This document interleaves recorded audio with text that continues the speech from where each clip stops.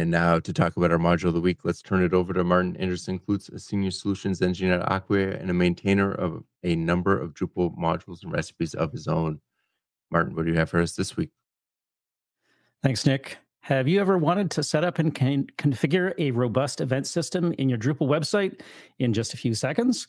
There's a recipe for that. It's called Events, and it was originally created as a project in March of 2013, then a distribution, but it was reborn as a recipe in July of 2024.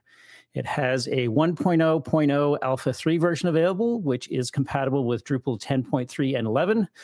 It is actively maintained. There is no stable release, so it doesn't technically have security coverage. There is documentation in the works, and it has one open issue, which is a bug. Usage for recipes is not tracked by Drupal.org, and obviously the maintainer is yours truly. Listeners will probably not be surprised to hear that SmartDate is at the heart of what you'll get when you apply the events recipe. It will provide an event content type and a view to list upcoming and past events. The recipe will also set up add to calendar links on your event page, making it easy for site visitors to be reminded of when your event will take place. There are companion recipes to add a calendar view, to be able to associate locations with maps, and to add event registration. A modified version of the events recipe has already been integrated into Drupal CMS, so it will be even easier to apply for a site based on that. Internally, it makes use of the create if not exists and set components config actions, which is why I thought it would be relevant to today's discussion. Let's talk about the events recipe.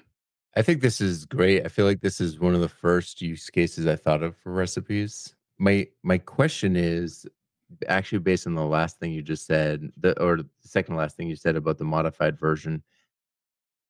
When you're dealing with recipes, how easy is it to tweak specific versions and have, one for that's provided on Drupal.org and one that's part of the Drupal CMS? I would say, in my experience, the changes needed for bring them into the Drupal CMS are more about making sure that they play nicely with other elements of Drupal CMS. But at the core, a lot of the same things are the same in terms of like trying to figure out which things can be provided as sort of, simple config files versus which things should be implemented more with config actions so that they can be reapplied again and again to the same site. So it's more, sounds like more of a testing thing than like change in your code thing. Yeah, I mean, my experience, at least so far in creating recipes, is that there's a fair bit of trial and error. I feel like, the tooling around creating recipes, I'm sure will be improving in the coming months. But for now, there's definitely been some trial and error to get things working smoothly, especially with that idea of, item potency, which is, again, that idea of being able to apply things to the same site again and again. I'm just thinking, like, there's tooling around creating recipes, because I thought it was all just manual, get in there with a text editor and know what you're doing. Well, Kevin Quillen, who's been on the show, he did create a recipe generator, but I'm not sure that it's seen a lot of upkeep in the last year. So, it's probably based on an older version of the recipe system. And, having that updated would be amazing. There's also an issue open on the features module around having that potentially become the basis for exporting the configuration in more of a recipe format, as opposed to right now, which is more of a like module type of structure.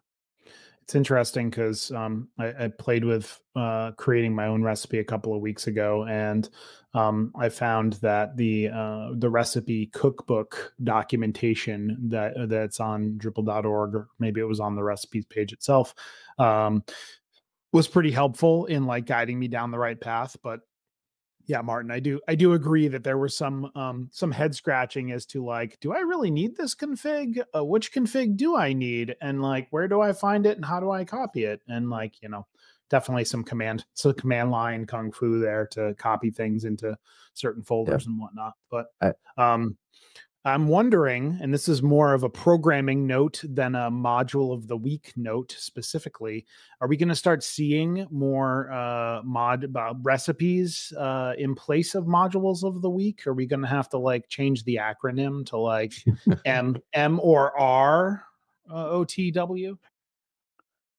Well, I mean, listeners will probably recall that we've had themes, and I think once even a DDEV plugin as modules of the week. So technically not modules at all, but I don't know. We'll have to see.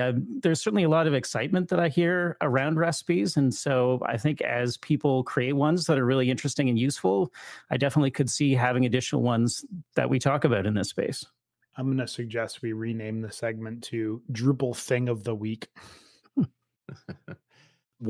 Getting back to the actual module, I'm curious about the companion recipe for the event registration. Does that handle things like paid registration too, or is it just like people signing up for an event?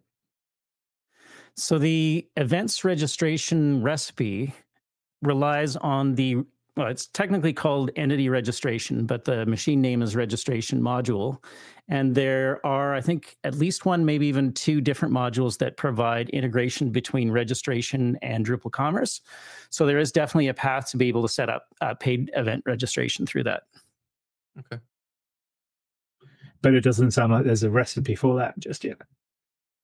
Not for the commerce side of things, although I'm definitely, if somebody's interested in helping that along, would love to collaborate on something like that. I mean, eventually, even things like the event platform, which is right now mostly a giant set of config, eventually I would see being ported over into a number of recipes as well. But that's probably going to be something I tackle later in the year. So, oh wait, I thought this was the event platform. So this is another event-based recipe Oh that you have? boy. I guess I opened that kind of worms myself. So events as a recipe is different from the event platform, which is a separate project, really more around being able to sort of organize and host things like Drupal camps. And that we did an episode on that a couple of years ago, I think. Yep, so we did. This is just a recipe to add event functionality to your website. When you go into the event platform building, I'm assuming that you'll probably build that recipe as a lack of a better term, it's a recipe, but not like an install profile, right? So people can install a site with that. Exactly. And even today, the event platform is not an install profile. It's a set of modules. And so there's probably a fairly direct path between the two, but there are some parts of the event platform that actually do also provide some PHP code. So those will have to be like moved out into separate projects and then, sort of woven back in through the like recipe.yaml files. And then as a recipe, you could potentially even add example content to your recipe too, so that people could kind of get an idea of what the event platform might be able to do, right? The possibilities are endless. This is Drupal, people. All right. As usual, Martin, great recipe of the week. So Martin, Drupal thing of the week. That's what we're Drupal going thing with. of the week. There you go. So if folks want to connect with you and suggest another thing of the week, what's the best way for them to do that? We are always happy to get nominations for Drupal Thing of the Week in the Talking Drupal channel of Drupal Slack, or folks can reach out to me directly as ManClue on all of the Drupal and social platforms.